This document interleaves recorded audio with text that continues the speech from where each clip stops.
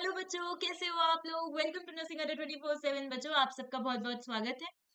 बच्चों, आज पहले तो सबसे इम्पोर्टेंट बात, आज रोड़ा चाल रहा 24 मार्च को 7 बजे हम लोग एक स्पेशल इवेंट ऑर्गेनाइज कर रहे हैं, तो जुड़ना ना भूलिएगा। साथ ही साथ बच्चों, संकल्प बैच आया हुआ है। संकल्प बैच आरआरबी नर्सिंग सुपरिटेंडेंट के लिए स्पेशली हम लोग ये बैच लाए हैं। आपको तैयारी करने में 100% मदद मिलेगी और 18 मार्च से ऑलरेडी बैच स्टार्ट हो चुका है। तो आप टाइमली इसको ज्वाइन कर लीजिए और मिस मत करिए टाइम, ठीक है। आज के इस शॉर्ट डिस्कशन में मैं आपको एक स्टडी प्लान बताने वाली हूँ, ठीक है। स्टडी प्लान कैसे आप इन कुछ दिनों में, क्योंकि अब सबको पता है कि एग्जाम कब है। एग्जाम की डेट क्या है? एग्जाम डेट इज 28 अप्रैल, है ना। 28 से लेके 38 के बीच में है। ओके, अलग अलग डेट्स पढ़ेंगी। आज क्या डेट है? 24 है, 24 मार्च है। लमसम आपके पास रह गए हैं 35 डेज, ठीक है। अगर आज का डेज ना काउंट करो तो 35 डेज। कैसे पढ़ाई करें कि इन 35 डेज में आपका सारा रिवीजन हो पाए, ठीक है, सारी चीजें कवर हो पाए, और क्या स्ट्रैटेजी फॉलो करें जिससे आपका सिलेक्शन आप मेक श्योर कर सकते हैं, कुछ छूटे भी ना और कवरेज भी हो जाए। तो सबसे पहले एक आरआरबी का एक ओवरव्यू देते हैं। सबको पता है आरआरबी का एग्जाम क्या होता है। बहुत टफ होता है क्या? नहीं बच्चों, बहुत आसान होगा, ठीक है। बस इसकी एक स्पेशलिटी है। इसकी स्पेशलिटी ये है कि जो उसके ऑप्शंस होते हैं बच्चों, बहुत ज्यादा सिमिलर ऑप्शंस होते हैं। ओके, बहुत ज्यादा सिमिलर ऑप्शंस, मिलते जुलते ऑप्शंस देते हैं। ओके, जो आपको एमसीक्यू पूछा जाएगा उसके जो ऑप्शंस होते हैं मिलते जुलते शब्द के होंगे। तो सिमिलर वर्ड्स का अगर आपको मतलब नहीं पता होगा तो गलत हो सकता है। तो इसका क्या नतीजा निकलता है कि आपके बेसिक कॉन्सेप्ट क्लियर होने चाहिए। अगर आपने सिर्फ रट्टा खाई करके, रट्टा मार मार के पढ़ाई की है तो मुश्किल है। आपको बेसिक कॉन्सेप्ट, टर्मिनोलॉजीज बेसिक पता होनी ही चाहिए। एग्जाम टफ नहीं आएगा बच्चों। आरआरबी में जो ऑप्शंस होते हैं वो बहुत ज्यादा मिलते जुलते होते हैं, जिसकी वजह से लोगों को कंफ्यूजन होता है और वो गलत कर देते हैं, ठीक है। अच्छा, कौन सेट करता है? ये कोई आजकल के मतलब इंस्टीट्यूट्स वगैरह नहीं सेट करते हैं। आरआरबी में जो रेलवेज में रिक्रूटेड पहले पुराने ऑफिसर्स ही होते हैं, वही हमारा पेपर सेट करेंगे। ओके, तो उनके हिसाब से जो ऑप्शंस होते हैं वो इतने सिमिलर होते हैं कि आपका बेसिक कॉन्सेप्ट जब क्लियर होगा तो आप आसानी से ये पेपर को डील कर पाएंगे। ये तो है पेपर की बात। ओके, अब 35 डेज रह गए हैं, 35 दिन रह गए हैं। क्या स्ट्रैटेजी फॉलो करें? स्ट्रैटेजी क्या होनी चाहिए? देखो, स्ट्रैटेजी बस इतनी सी है कि भाई मॉर्निंग टाइम सबको पता है क्या होता है। मॉर्निंग टाइम जब आप उठते हैं तो आपको याद अच्छे से होती हैं चीजें। सुबह जब आप उठोगे चीजें अच्छे से याद होती हैं। तो मॉर्निंग टाइम पे मेक श्योर कि हर रोज आप न्यू कॉन्सेप्ट, जो भी सब्जेक्ट पढ़ रहे हैं उसका न्यू कॉन्सेप्ट जरूर पढ़ें। और इवनिंग टाइम में, ओके, इवनिंग टाइम में आप उससे रिलेटेड एमसीक्यूज लगा सकते हैं। पूरा दिन पढ़ते पढ़ते क्या हो जाएगा, बोर हो जाएगा इंसान। तो इवनिंग में उसी कॉन्सेप्ट को जब आपने समझ लिया उसके एमसीक्यूज लगा सकते हैं, रिवाइज कर सकते हैं या एमसीक्यूज लगा सकते हैं। मॉर्निंग टू इवनिंग की बात तो ये हो गई। ओके, अब दूसरा क्या है? आपके पास हफ्ते में 7 दिन होते हैं, Monday to Sunday. Monday to Friday हर रोज आपको जो आपके न्यू कॉन्सेप्ट है, न्यू चीजें हैं, उनको पढ़ते रहना है। रोज नए कॉन्सेप्ट को पढ़ना है, ठीक है। मेक श्योर कि जो सैटरडे और संडे है उस दिन घूमने जाना है।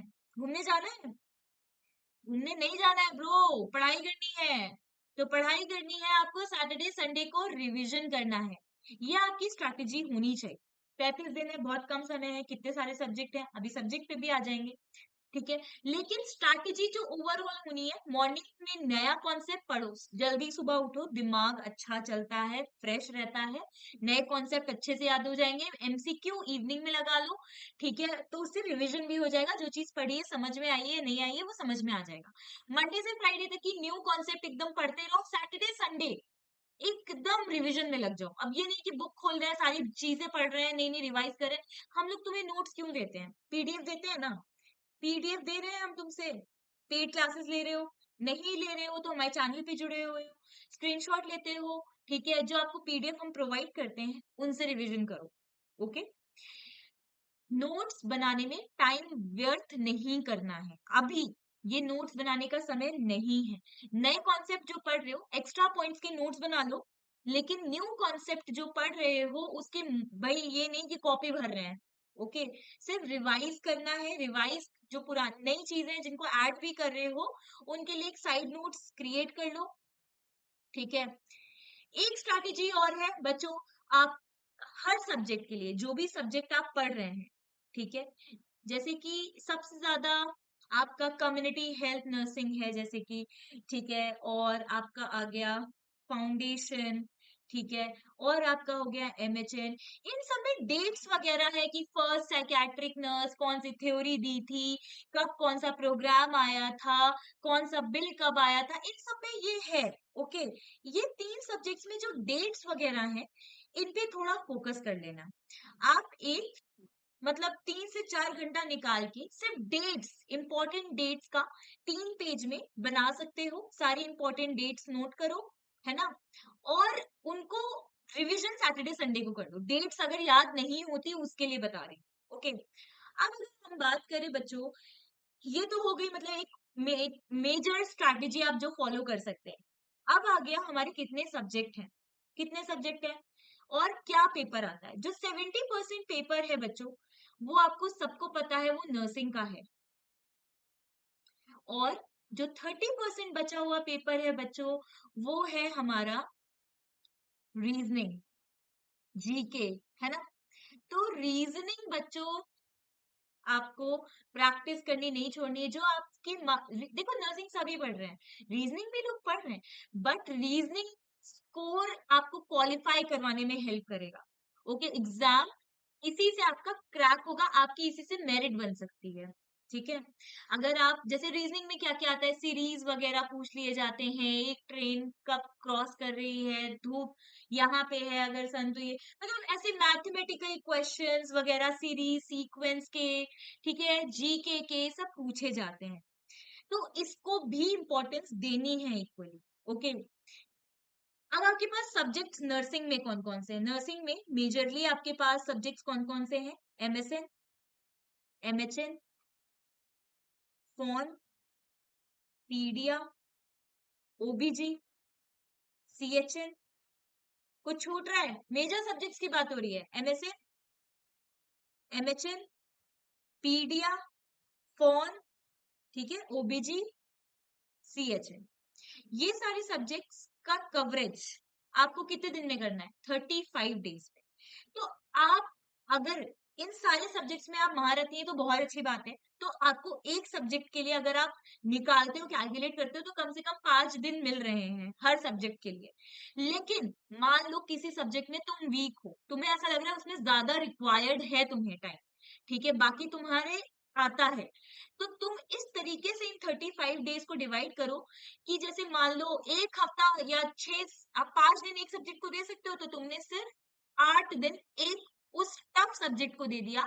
मान लो वो है एमएसएन, ठीक है, 8 दिन दे दिया, और बाकी के जो टाइम बचा हुआ है उसको तुम इन सारे सब्जेक्ट्स में डिवाइड कर दो इक्वली। अगर ऐसी स्ट्रैटेजी फॉलो कर सकते हो ये करो, लेकिन एक दिन में 2 सब्जेक्ट भी टारगेट करके पढ़ सकते हो। मान लो अगर तुम्हारी 8 घंटे पढ़ने की कैपेसिटी है, तो डिवाइड कर दो, 4 4 घंटे पढ़ना है। ओके, और बाकी का टाइम तुम्हें एमसीक्यू लगाने हैं इस तरीके से। जितने ज्यादा एमसीक्यू, नेक्स्ट इज एमसीक्यू लगाओ भाई, एमसीक्यू लगाओ, कोशिश करो जितनी ज्यादा एमसीक्यूज लगाओ। उससे क्या होता है, जितना आप नहीं भी पढ़ पाते हैं, थ्योरी बुक में कितनी पढ़ोगे, है ना। एमसीक्यू जब आप करते हो तो आपको जो कवरेज होता है ना, बहुत वास्ट होता है, अलग अलग टॉपिक से, अलग अलग सब्जेक्ट से आपको पता चल जाता है इंपॉर्टेंट एस्पेक्ट कौन से हैं हर सब्जेक्ट के, है ना। अगर आपको लग रहा है आपको सिर्फ रिवीजन करने की अब रिक्वायरमेंट है, तो मॉक टेस्ट अटेंड करो, बहुत सारे mock test, test prime series हम लोग लाए इसीलिए 25 रुपीज में पर मंथ आपको मिल रही है, जिसमें 50,000 जिसमें 50,000 टेस्ट आपको अवेलेबल है। मॉक टेस्ट लगो, ज्यादा से ज्यादा मॉक टेस्ट, ओके। और इस टेस्ट प्राइम की सीरीज का लिंक नीचे आपको डिस्क्रिप्शन में दे रखा है। आप बॉक्स से जा सकते हैं उसमें। तो आपका यहाँ पे मैंने बात कर ली कि आपको रिवीजन कैसे करना है, मोटा-मोटा आपको कितने दिन बचे हैं, कौन से सब्जेक्ट्स मेनली इंपॉर्टेंट हैं, ठीक है? और इजी क्वेश्चंस आएंगे, लेकिन बेसिक कॉन्सेप्ट क्लियर होना बहुत जरूरी है क्योंकि बहुत मिलते-जुलते आएंगे, शब्द बहुत मिलते-जुलते होंगे सारे। ओके, तो ये बच्चों आपकी हो गई कैसे आप 1 मंथ में, अप्रोक्सीमेटली 1 मंथ है, आपको जी जान तोड़ लगा के एकदम करनी है मेहनत, है ना? और बाकी आपके लिए स्ट्रैटेजिक प्लान्स और लाते रहेंगे। आप मॉक टेस्ट अटेंड करो, ये नर्सिंग अड्डा की ओर से जो हम लोग प्रोवाइड करें। उसके अलावा आप चाहो तो आप पुराने प्रीवियस ईयर पेपर्स भी उठा के एक बार रिवाइज कर लेना कि कैसे क्वेश्चंस आए हैं, क्या परसेंटेज रहा है, ठीक है? उससे भी आपको एक डर खत्म हो जाएगा। जब एक बार आप सैटरडे संडे में बैठो ना रिवीजन करने, तो पुराने टेस्ट पेपर्स उठा के देख लो कि कहीं आपका कोई प्रीवियस क्वेश्चन ईयर्स का पेपर फंस तो नहीं रहा है, ठीक है? So this was all from my side बच्चों, ऑल द बेस्ट, ऐसे ही प्रिपरेशन करते रहो अपनी, ठीक है? मुझे पता है आप लोगों का इस बार 100% सिलेक्शन हो जाएगा, कोई घबराने की बात नहीं है। ऐसी ही स्ट्रैटेजीज और प्लान्स हम आपसे डिस्कस करते रहेंगे जब तक कि पेपर नहीं आ रहा है। अगर आपको ऐसे सेशंस और चाहिए तो आप लाइक कर सकते हैं, अपने फ्रेंड्स के साथ शेयर भी कर सकते हैं और कमेंट करिए अगर आपकी कोई क्वेरी है, अगर आपको चाहिए डिटेल में और भी कोई डिस्कशन रिलेटेड। सब्सक्राइब करिए अगर आपको हमारा ये चैनल पसंद है तो, और सारी टाइमली नोटिफिकेशंस के लिए। Thank you so much, God bless you all.